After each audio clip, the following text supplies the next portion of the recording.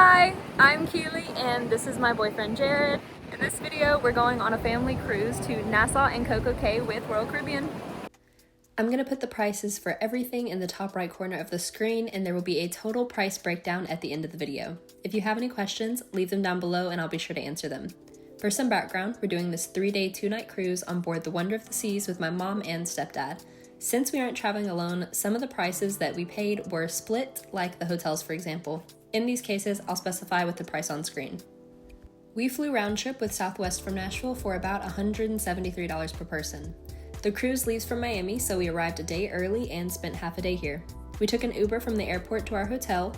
Just a heads up, every Uber we got in Miami drove crazy, so if you are the type to get super car sick or you're a pretty anxious person, maybe don't take the Ubers here. The hotel we stayed at is called the Courtyard Miami Downtown Brickell Area by Marriott, and it was a total of $181 for one night, which we split between us. After check-in, we walked about 15 minutes to the Bayside Marketplace, which is this big outside mall. We shopped around and ate some easy comfort food at Five Guys, and then headed back to the hotel for the night.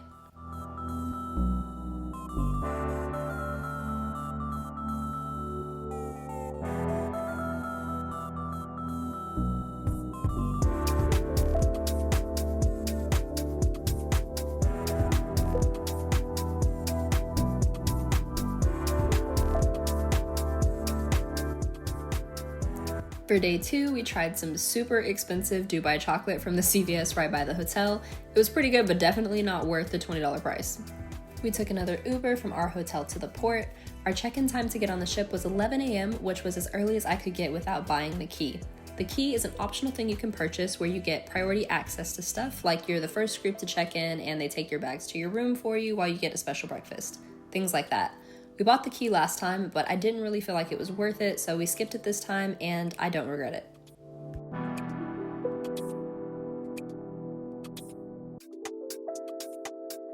The first thing we did was go and eat at the Windjammer, which is the main buffet area on the ship. Then we waited until 1 p.m. when the rooms open up to put our luggage up.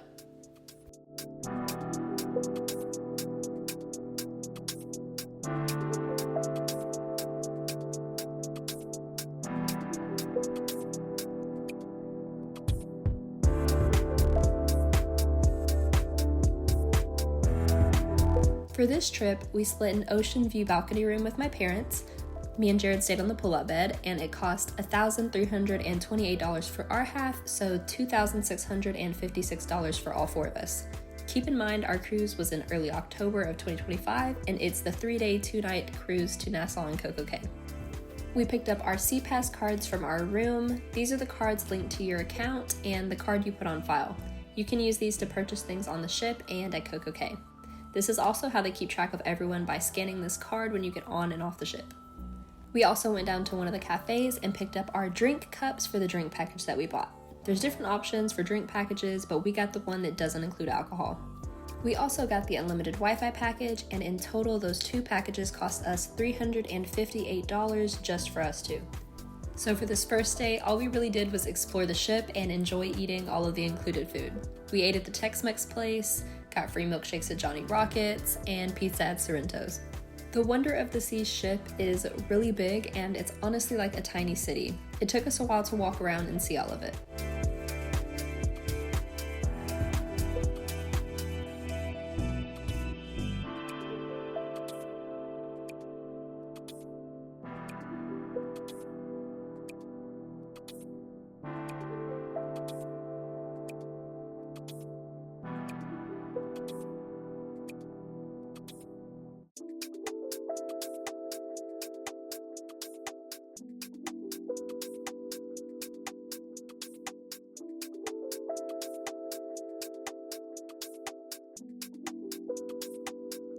A couple of days before the cruise, we reserved our seats for some of the performances on the Royal Caribbean app.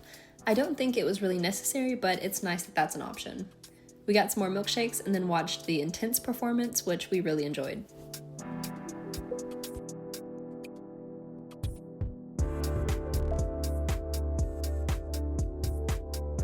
Me and Jared decided to buy a couple of drinks, and they were super expensive. For 4 drinks, we spent almost $50, and I'm not gonna lie, they tasted pretty bad and they didn't have much alcohol in them. So even if you're only planning to drink like one night out of your cruise, if it's a short cruise like this, you might as well just buy the alcohol package. At the end of the night, we went to the 12 a.m. nightclub that they have on board, and it was okay, but there weren't a lot of people our age there. The next morning, we woke up at Royal Caribbean's private island. This is today's outfit for Cococay. I crocheted this top myself. After some breakfast at the Windjammer, we headed out to Cococay. Food on the island doesn't open until like 11 a.m., so it's best to eat before you get off the boat. Normally on these short cruises to the Bahamas, it's Nassau first and Cococay last, but this one was backwards for some reason. Also, the weather was surprisingly good this whole trip. It originally was an 85% chance of storms, and we only had it sprinkle once. We were very grateful for the sunny weather. Last time we came here in December and it was cloudy and chilly, so this was much better. There are so many free things to do on the island, like visit all the different beaches and Oasis Lagoon. The umbrellas and the chairs are free to use. There's also all types of games that you can find around the island, like ping pong, volleyball, giant chess, Connect 4, basketball, frisbee, and probably more that I'm forgetting. They also have free lockers around the island, which are first come first serve. They're mainly by the attractions like the water park and zip lining, but there's also some at Chill Beach at the snorkel rental building. There's also a free tram that takes you all around the island if you don't want to walk it. But if you want to ride the giant water slides, get in the wave pool, zip line, or go up in the big balloon, you'll have to pay extra. There is also a separate adult-only beach area that costs money to enter called Hideaway Beach. But if you don't feel like spending more money, don't worry, we didn't either. There's plenty of free stuff to do on the island to keep you entertained. There is also the Snack Shack, Skipper's Grill, and Chill Grill, which are all included food options available on Cococay. If you're wanting to buy some souvenirs, there is a straw market on the island, which is an area that has these little booths set up.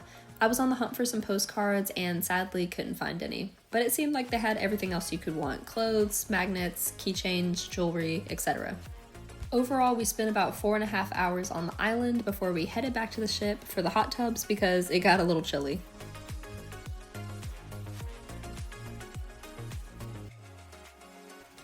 After a shower, we just explored the ship some more and eventually went to one of the adult comedy shows.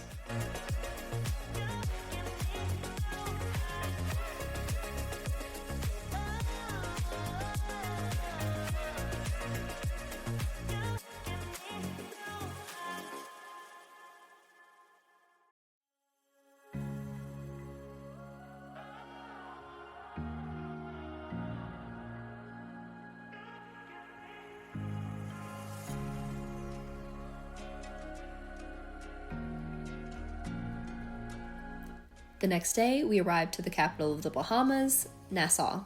We ate breakfast and then headed out to start our own little walking tour. We walked through the new port area first, which was recently renovated in 2023. It's a nice enclosed area that has shops and places to eat before you go out into the main Nassau area. This place used to have a lot of super pushy people that try to get you to do tours or go into their store, but now it isn't as bad. Once we left here, we walked about 5 minutes to Parliament Square, which has the famous pink buildings. Then we walked about 15 minutes to get to the Queen's Staircase. It felt a little sketchy walking there, but it didn't feel too unsafe.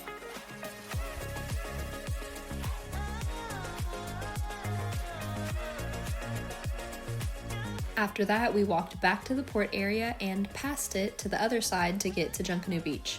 Here, we walked past the straw market. I recommend going if you want to buy souvenirs, but keep in mind they are pretty pushy and you can negotiate prices here.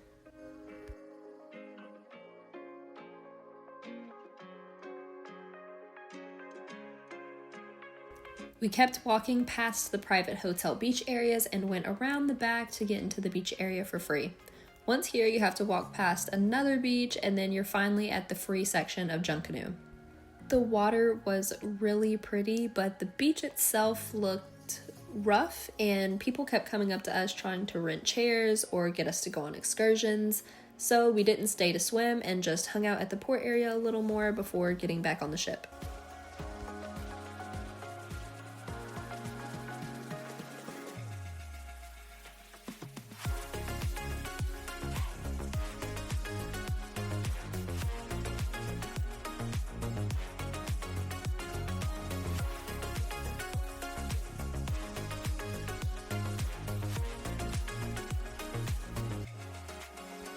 From our balcony, we could see the new area that Royal Caribbean is constructing. It's called the Royal Beach Club Paradise Island, and it's pretty much just like a mini Cococay, but in Nassau for people who don't want to go into the city, I guess.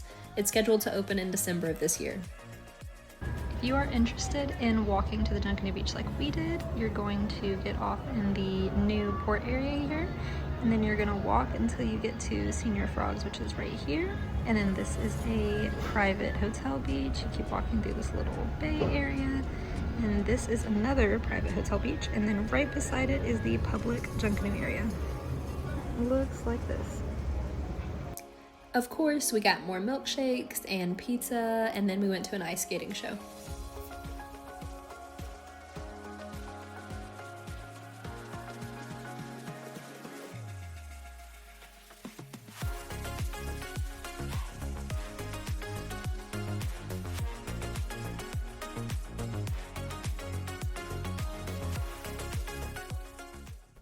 For the final day, we had to be packed and out of our room by 8 a.m. and off of the ship by 9 a.m.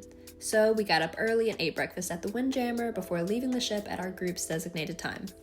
We got another Uber from the port to the airport. Here we stayed at the Miami International Airport Hotel since our flight wasn't leaving until 7:30 p.m. and we didn't want to sit around with all our bags for 10 hours.